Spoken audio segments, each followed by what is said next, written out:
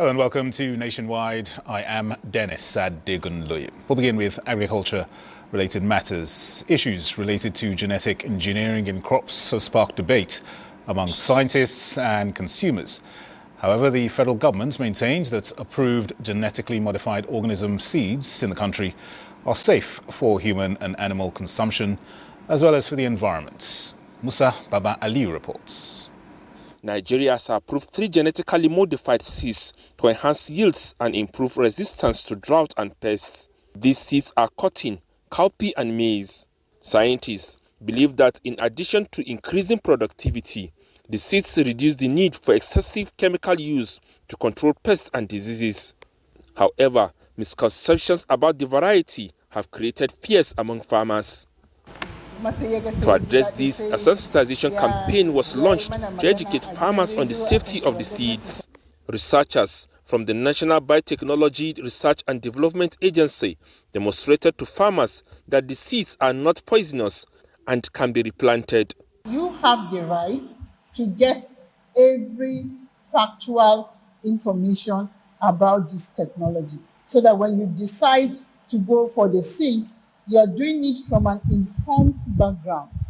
And we, as a government agency, we have to provide you with those scientific, evidence-based, factual information about this technology.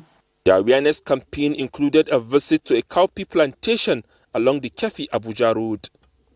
Musa Baba Aliyu, NTA News. Let's talk party politics now. The All Progressives Congress is leaving no stone unturned to ensure active participation of members in subsequent elections across the metropolis. Chieftains of the party disclosed this at the inauguration of structures and street captains organised by the APC Presidential Coalition Committee in Lagos. Musa Toliat reports. This large gathering of APC members in Lagos State is unprecedented, given the focus of the event, which the party chieftains say borders on voter education and sensitization on continuous voter registration. Under President Tinubu's visionary leadership, our great party continues to redefine governance, strengthen institutions, and rekindle faith in the Nigerian dream. It was also a platform to inaugurate street captains, who would reach out to youths who have attained voting age to get registered across the metropolis. Every one member of the 40,000 structure should go out there and bring five new registered voters. We don't just want to sit at home and wait until the election day. Now that INEC has given approval for registration, we now need to tell our people to go and do the needful. We are here not to campaign, but to sensitize our people and to also inaugurate our street captains and the executive at the ward and local government levels. The Justice Forum of the APC Presidential Coalition Committee says the next step is to engage in grassroots sensitization drive so that the outstanding PVCs at the INEC office will be collected by residents across the states. In Lagos, Musa Toliat, NTA News. Let's now join Uduakabon in our Benin Network Centre for the next set of reports. Hello, it's over to you. Hello, Dennis. Welcome to Benin. Yes, let's still stay with party matters. Yes, Governor Sharif Oborevuri has urged members of the All Progressives Congress, APC, in the South-South zone to take the ongoing digital membership registration exercise seriously and with full commitment. The governor gave the charge at the APC e-registration hands-on-device application train-the-trainer workshop for the South-South held after the Unity Hall, Government House, Asaba. Susan Su reports. Governor Oborevuri described the exercise as a crucial step in modernizing the party's structure for greater accountability and inclusion, while expressing confidence that the APC remains the strongest and most united political force in the region. People have been registered already in Delta State. All the local government chairmen, they have the registered list there. The South-South Deputy National Chairman of the APC, Chief Ima Enoku, in his goodwill message, lauded Governor Oborevuri's purposeful and commitment-driven leadership. We absolutely give the credit for our journey thus far to this level of the conversation of our analog membership register, electronic type, to our visionary president. We are making history.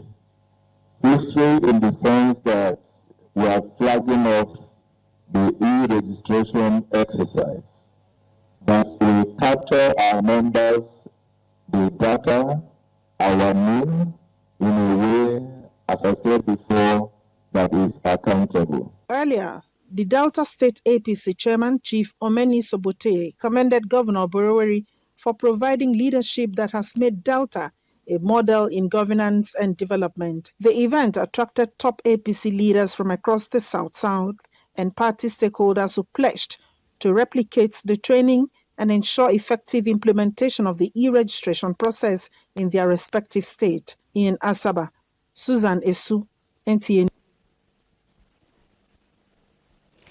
And now let's talk education. Governor Monday Okpewolo has officially absorbed more than 5,000 contract teachers in the state's Ministry of Education as permanent staff. The governor, who personally monitored the distribution of the letters, emphasized the significance of the occasion and the state government's commitment to the welfare of teachers. Goodluck Enine reports. Otote Diana is among the over 5,000 persons generally referred to as Edo Star teachers under the Obaseki-led administration. These star teachers, for years, were on contract with the monthly stipend of 65,000 naira and have been waiting for their absorption into the teaching cadre with full financial entitlement. For Otote Diana and others, the journey has been an admixture of stories. I've been looking for work since I graduated 2005. I've written many exams. I have gone for interviews and I wasn't called. Their perseverance paid off as the state government absorbed them from across the 18 local government areas. Teachers' welfare is very important to us. This time, your reward is no longer in heaven. Under our watch, your reward is here. God will take you to your destination. And God will keep all of you alive. For the State Commissioner for Education, Dr. Padi Yamo, it is all about the progress of education in Edo. We have employed over 600 initially. After 1 year now, we're absorbing about 4,500. We're going to close in on all gaps. The difference is that they've not been infused into the system, but they have all the pedagogy skills. Something of this nature have not happened for years. I will do the things that I need to do to make him proud. Many have described the gesture of the state government as historic, marking a new chapter for Edo State's education workforce, reflecting government's pledge to prioritizing education and the welfare of teachers.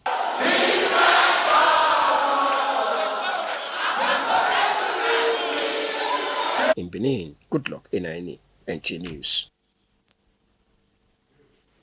And that's it from Benin. It's back to Dennis in Abuja for continuation of Nationwide. Sudwakabong. Now, the Katsina State government has commenced an intensive training program for 1,250 teachers across the state. Suleiman Kudugi reports that the initiative is part of the government's dedication to strengthening capacity for an improved learning environment. The provision of qualitative education for technological advancement and meaningful development remains the priority of the present administration in the state, hence the training to boost the standard of teaching. Participants expressed their determination to make the best use of the knowledge acquired to justify the aims and objectives. At the end of this training, we are going to transfer what we have learned here in the training to what the student. You can't teach without lesson plan. So the lesson plan they are teaching us now is a modern way. Katsina State Commissioner for Basic and Secondary Education, Zainab Musa Musawa, says it will boost teaching skills, classroom management, and improve the strategy of modern learning in the state. To sharpen their ability, their lesson execution, curriculum implementation, to be able to understand the scheme of work, and to also prepare them for the new curriculum that's coming, that has been launched by the Federal Ministry of Education. The 3-day intensive training for more than 1,000 teachers aims at building their capacity for efficient teaching across the 34 local government areas of the state. In Katsina, Suleiman Kodogi, NTA News. Meanwhile, student leaders have been told to redefine leadership on campus by prioritizing character and responsibility for a better future. This was at a summit organized by the National Association of Nigerian Students, NANS, on the theme Shaping Leaders, Promoting Safety and Combating Drug Abuse in Higher Institutions. Yankume Lulu reports. The National Association of Nigerian Students (NANS) Summit brought together stakeholders from the academia, health sector and security agencies to brainstorm on ways to tackle pressing issues affecting the Nigerian students. It focused on leadership, security consciousness and prevention of drug abuse to sanitize the academic environment to empower and educate students to be studious and become responsible leaders that can be desired agents of positive change. Drug abuse, we should flee away from it. Insecurity, we should flee away from it. For them to engage in proactive measures of their self-development and not to engage in anything anything that has to do cultism and all that, the institutional cultism. Always condemn insecurity because insecurity doesn't bring any benefit to society or human being. In separate presentations, speakers shared strategies on staying safe on campus and the effects of drug abuse on student health and academic performance. Once you are into drugs, especially in an academic environment like this, you cannot make any headway. Drug and academics don't go together. The summit encourages students to live a worthy lifestyle that promotes community values, respect for the rule of law, and contribute to school development. I learned so much about drugs, how to avoid drugs. Then in terms of security, we have the speaker of which told us on how to be safe both in school and at home. The summit culminated in a rifle draw and presentation of awards to deserving personalities. From the Niger Delta University, Amasoma, Yankume Ulolo, NTA News. The federal government has formally handed over 4 skilled volunteers to Sierra Leone as part of the Nigerian Technical Aid Corps scheme. The deployed team comprises highly qualified experts, including 2 professors, a doctor of philosophy, and a master's degree holder. Their collective expertise spans the critical fields of law, medicine, and science. Spokesperson for the Ministry of Foreign Affairs, Kimiebi Ebienfa, says the deployments are a direct fulfillment of President Bola Tinubu's commitment to strengthening bilateral and multilateral ties with sister nations across Africa and the Caribbean as part of his broader vision for South-South cooperation. Expressing federal government's appreciation to the government of Sierra Leone for the warm reception accorded to the volunteers, the ministry says they will be integrated into various institutions where they will contribute their knowledge and skills to support the country's human capacity and human capital development goals. President Bola Tinubu is back in Abuja after participating in the Akaba Process Heads of State and Governments meeting in Rome, Italy. The presidential flight landed at the Nnamdi Azikiwe International Airport at approximately 7:30 on Saturday evening. He was welcomed by top government officials, including the Secretary to the Government of the Federation, George Akume, FCT Minister Nyesom Wike, Chief of Staff to the President, Femi Gbajabiamila. The Akaba process is a counter-terrorism initiative launched by King Abdullah II of Jordan in 2015. The Rome edition of the Akaba meeting, attended by the Nigerian president, focused on strengthening regional and international collaboration in the fight against terrorism and violent extremism, with particular attention to West Africa. Many heads of state and governments also attended, including King Abdullah II of Jordan, Italian Prime Minister Giorgia Meloni, and the presidents of Chad, Paraguay, Sierra Leone, and Togo, among others. On the sidelines of the events, President Tinubu held bilateral meetings with Italian Prime Minister Meloni, King Abdullah of Jordan, and US President Donald Trump's senior advisor on Arab and African affairs, Massad Boulos. You're watching Nationwide. Let's take a short break. More reports in a moment. Stay with us.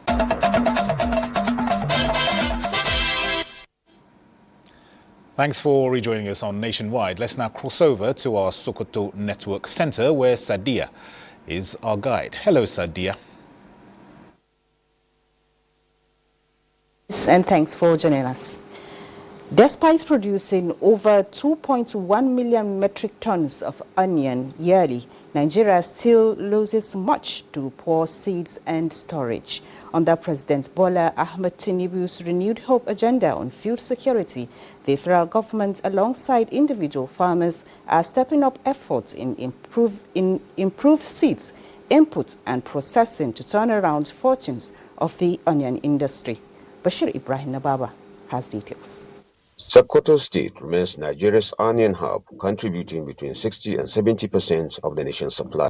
On this 250-hectare farmland in Turete alone, the annual yield is as high as 25,000 bags of the commodity, sustaining livelihoods of the locals and the farmers. In recent years, however, insecurity, theft of produce, adulterated seeds, and absence of modern storage facilities have cost the industry billions of naira. These setbacks threaten not just the survival of the farmers and the onion value chain, but also food security and Nigeria's place in the regional onion market. This is our local one. If we store like 100 bags, before 4 months or 5 months, 70 or 60 bags can damage. We suffer a lot and we lost a lot. Measures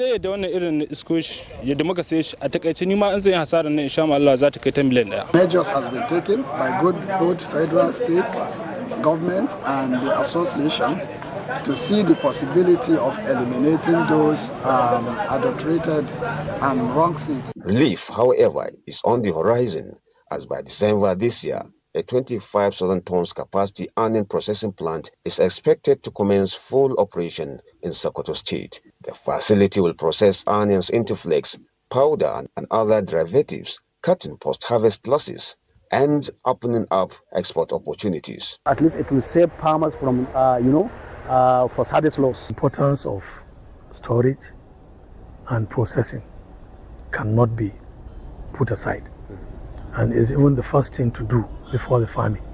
We finished everything and we have done installation and we are good to go. This private sector initiative also aligns with the federal government's renewed hope agenda, which gives emphasis on agricultural transformation, food sufficiency and economic diversification as pillars for sustainable national development. From Sokoto, Bashir Ibrahim Nababa, NTA News.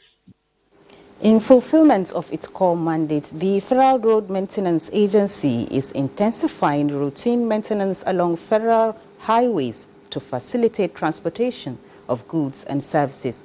The Zonal Director in charge of Northwest Zone 2, Engineer Solomon Kwahe, gave the indication recently while flagging off Operation Safeguard the Road along the busy Sokoto-Goronyo-Sabon-Birni road.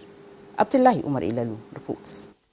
The operation aims at ensuring safer and more motorable highways across the country. The FEMA director in charge of the Northwest Zone 2 represented emphasized the socio-economic importance of the Sokoto-Goronyo-Sabon-Birni road, highlighting the need for continuous maintenance to facilitate smooth transportation and promote local trade and development. The initiative, tagged Operation Safeguard the Road, is one of FEMA's flagship programs under President Bola Ahmed Tinubu's renewed hope agenda, focusing on vegetation control, improved visibility, the silting of drainages and culverts, as well as the repair of potholes and failed sections along major routes. To clear shrubs and trees away from the roads so that it will enhance visibility and the safety for the roads, because some areas where there are some heavy shrubs and trees, bandits can use it to attack. A number of participants had been engaged who are from this locality, so it's also a form of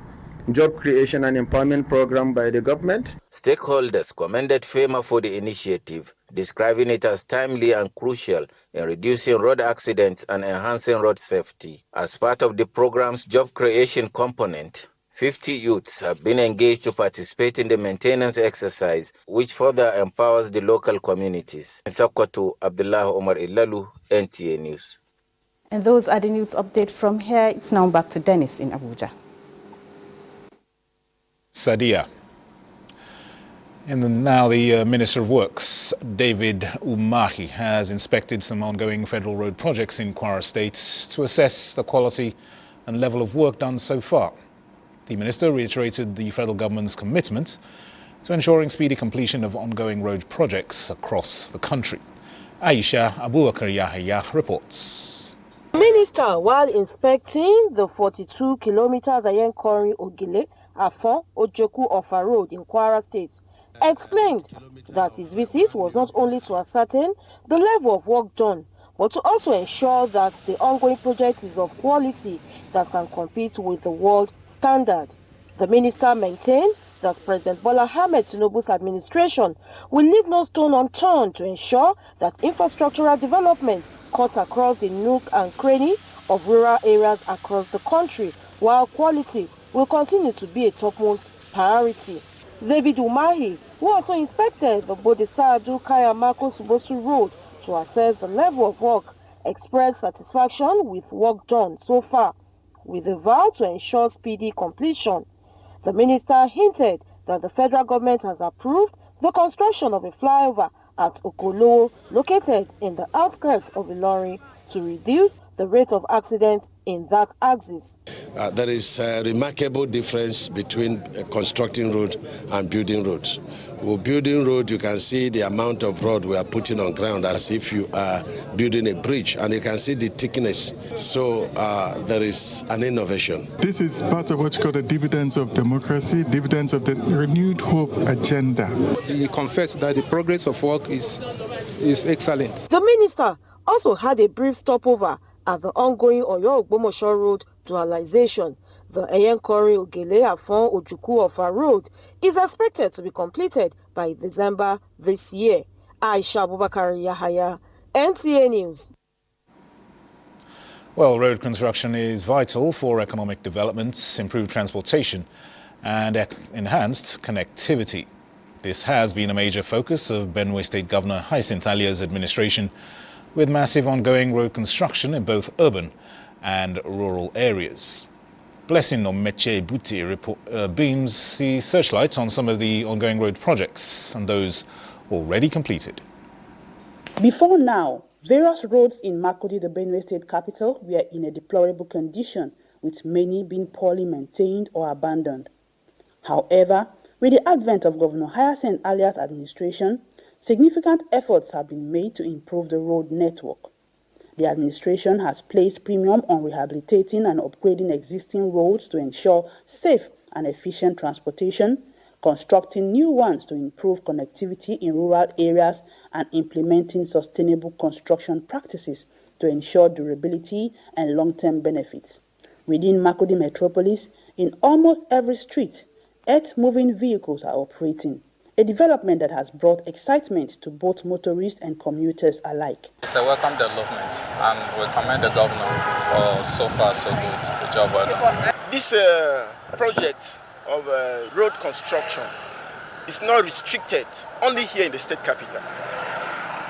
It has gone beyond the state capital. We are on site and we are supervising the work so that it is being constructed to specification. As the various projects continue to progress, the people of the state are hopeful for a more connected and prosperous future under the present administration. In Makurdi, I am Blessing Omeche Ebute, NTA News. Many thanks, Blessing. Now let's cross over to the Centre of Excellence, where Hingano will guide us through the next set of reports. Hello, Hingano.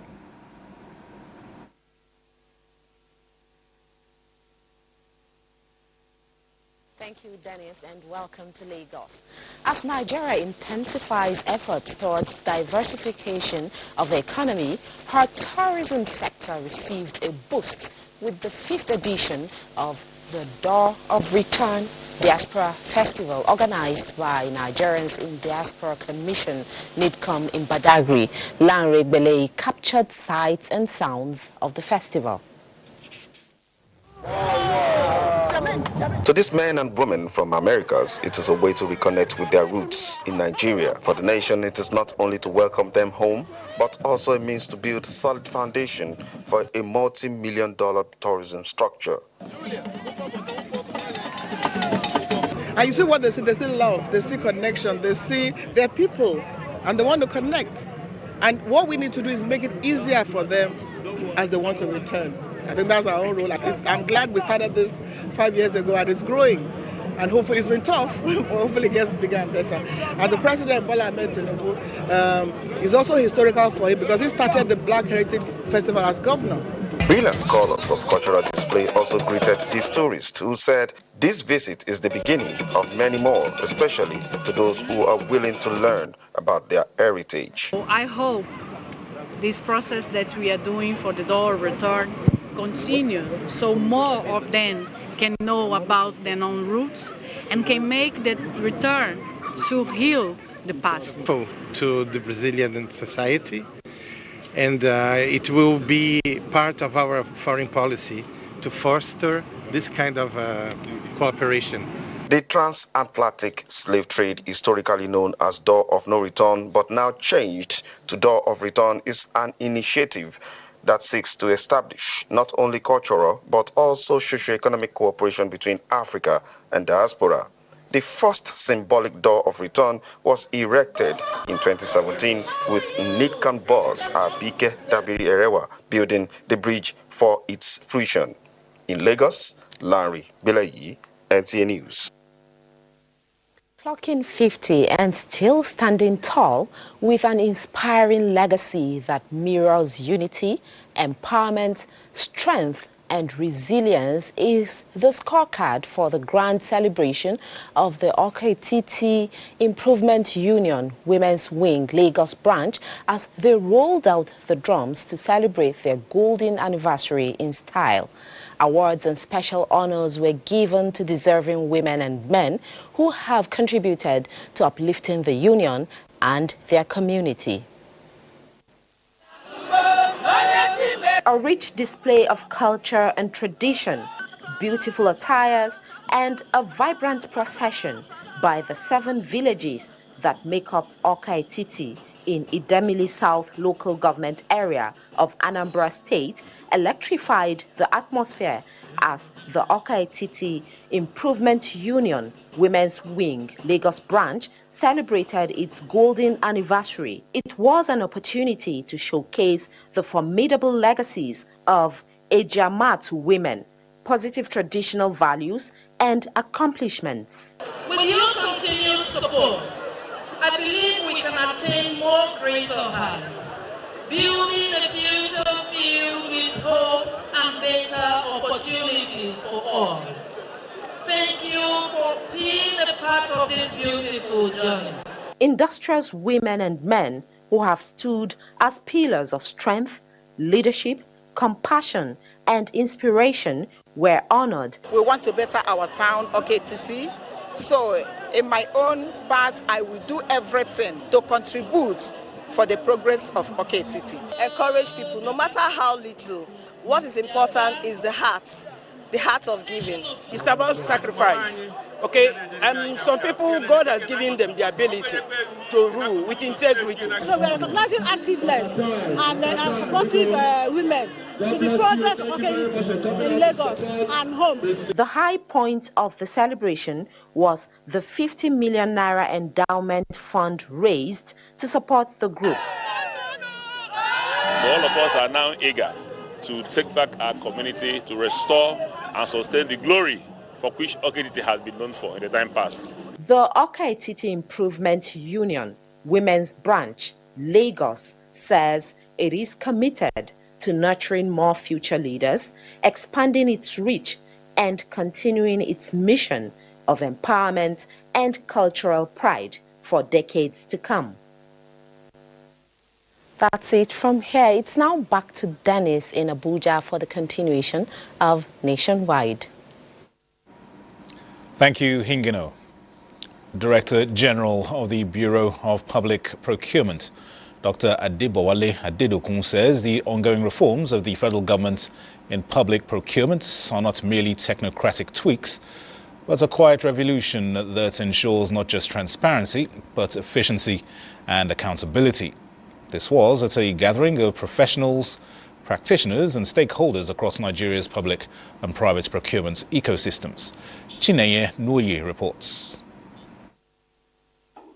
Procurement is no longer an elite affair. It is a national conversation. And this is why these procurement professionals have gathered here to discuss the ongoing reforms in the procurement sector. For instance, quarterly, every month, every government agency must report to BPP with all the awards they did. For the Director General, Bureau of Public Procurement is where policy meets pavement, where promises becomes bricks and mortar. Contract awards, they must send to me all the awards they did within the month. While quarterly, they will give us comprehensive procurement reports. This meeting is basically to rekindle the fire that is necessary to drive procurement practice in Nigeria. We are trying to reactivate the association because it has been dormant for a while, and we are getting back to work. These procurement professionals say when public funds are misused, it is the people who will suffer. But when procurement is done right, it becomes not just an engine of dignity or a source of hope, but also a tool for transformation. In Abuja, Chinenye Nwoye, NTA News. Let's turn our attention to health matters now. The Committee of Chief Medical Directors and Medical Directors of Federal Tertiary Hospitals in Nigeria has met in Enugu to chart a new course for healthcare delivery in federal tertiary hospitals in the country. Chidi Okorapo's report tells us that the quarterly meeting was held at the University of Nigeria Teaching Hospital, Itukwuozala.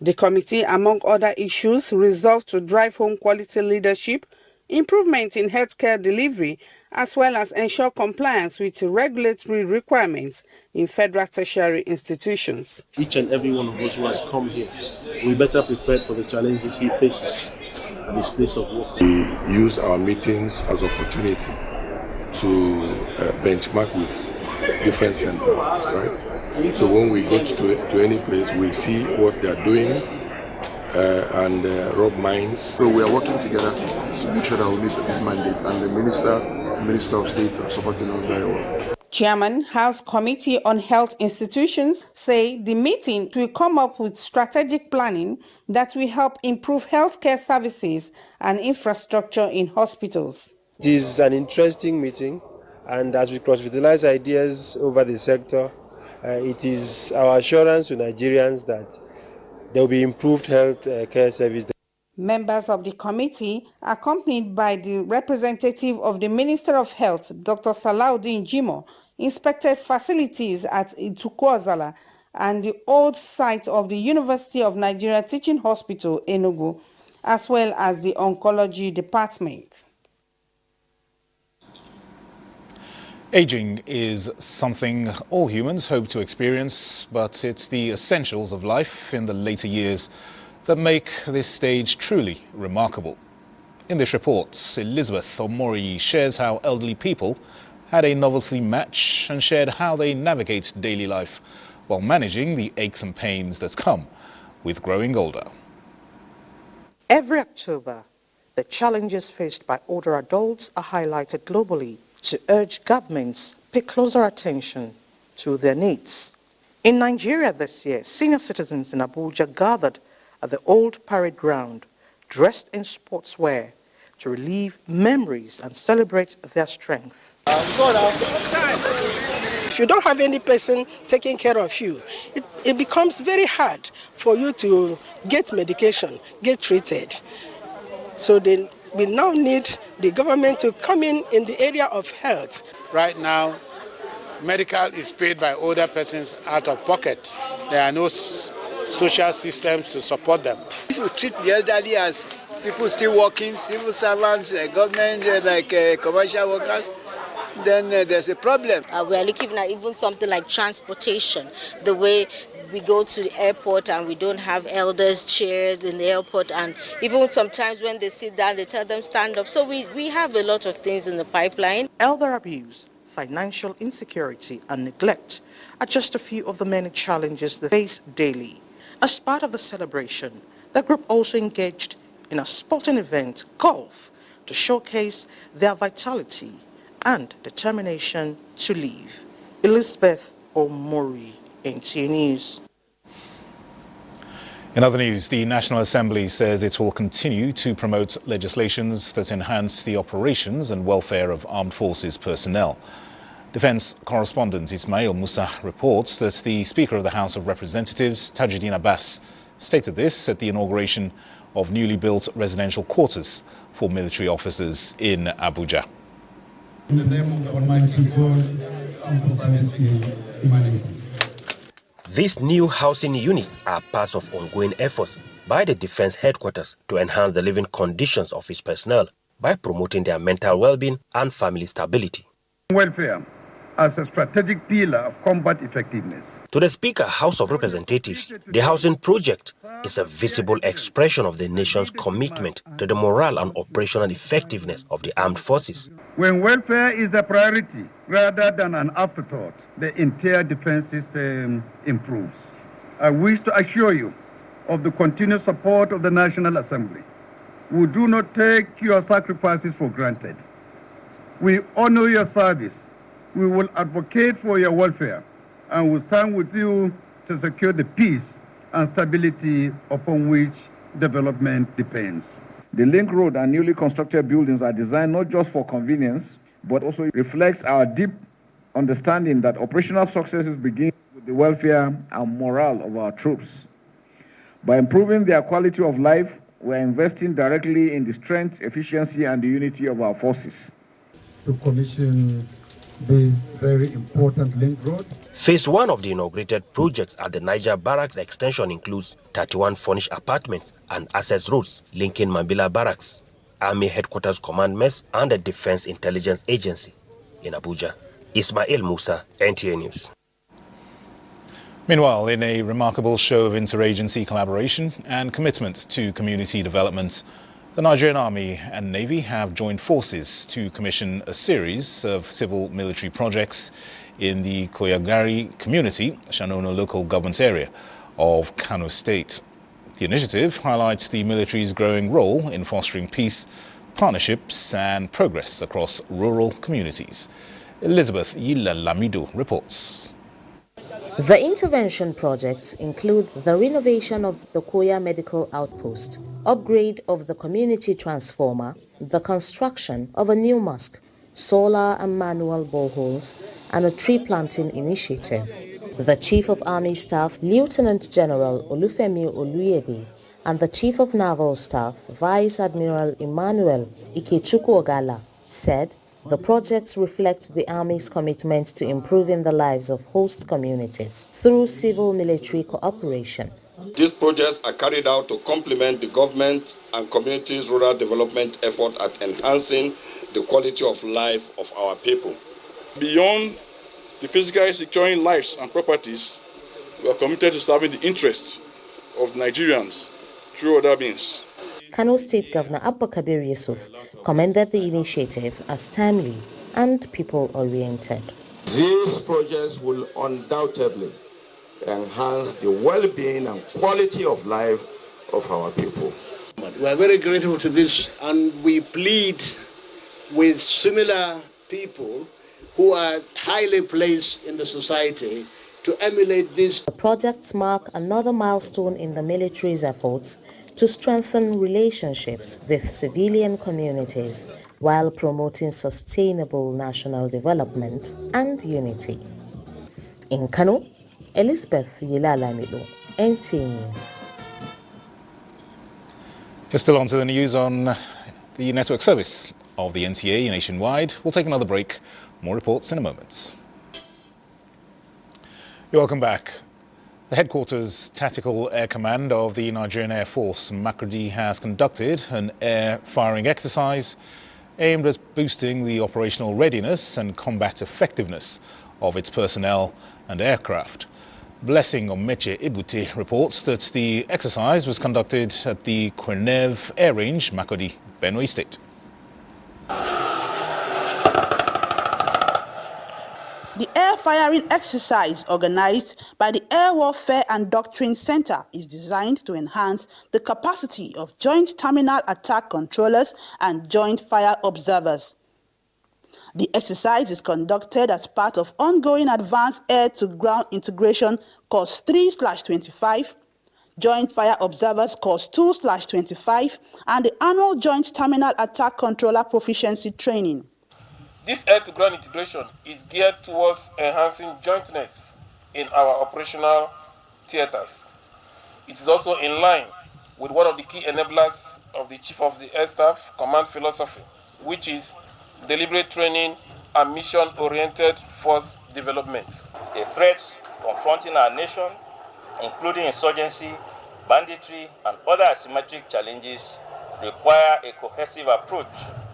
Exercises such as this one enable our air forces to integrate seamlessly in planning and execution, ensuring that air support is effectively synchronized with ground maneuvers. The event serves as an opportunity to showcase Nigeria's advancing aerial technology and strategic capabilities. In Makurdi, Blessing Omeche Ebute, NTA News. Consignments of illicit drugs concealed in frozen snails, electrical bulbs and female clothes bound for the United States, United Kingdom and Democratic Republic of Congo have been intercepted by operatives of the National Drug Law Enforcement Agency, NDLEA, at the Murtala Mohammed International Airport and a car courier company in Lagos. Sawa Khalil Ibrahim reports. Two suspects, a UK-based public health assistant and a cargo agent linked to the attempt to export the illicit substances, have been taken into custody. These followed the discovery of 15 parcels of skunk, a strain of cannabis concealed in 10 pieces of giant rechargeable electrical bulbs meant for air freight to the Democratic Republic of Congo at the export shed of the Lagos airport. Additionally, frozen snails were used to conceal 2,300 pills of tramadol. 18, 19, 22. In Adamawa, a suspect was intercepted at an NDLEA checkpoint in Namtari Yola South local government area with 38,270 pills of tramadol concealed in a spare tire, boots and door compartments of the Honda. The suspect was attempting to smuggle the drugs from Benin Republic to Nigeria. Not less than 53,250 kilograms of skunk were destroyed on 21.3 hectares of cannabis farm in Ekiti State. Additionally, 70 bags of the same psychoactive substance were recovered from the three suspects. In Abuja, Salwa Khalil Ibrahim, NTA News. The Nigerian Air Force is investing in both a strong body that executes the mission and a resilient mind that conquers challenges through total fitness, which is the force multiplier that ensures dominance in the skies and success on the ground. The Chief of the Air Staff, Air Marshal Hassan Abubakar, affirmed this at the Nigerian Air Force 2025 10-kilometer walk and jog exercise in Abuja. Defense correspondent Olajide Bello reports. Mission readiness starts here with physical strength, mental fortitude, which in turn leads to unmatched operational effectiveness. An aircraft is only as capable as the crew that operates it, as the Nigerian Air Force is engineered for peak performance both in body and mind. The holistic fitness is the engine of NAF operational success and the shield of the nation. The Chief of the Air Staff says peak performance isn't optional, it is operational. The Nigerian Air Force recognizes that a razor-sharp mind is as crucial as a skilled hand.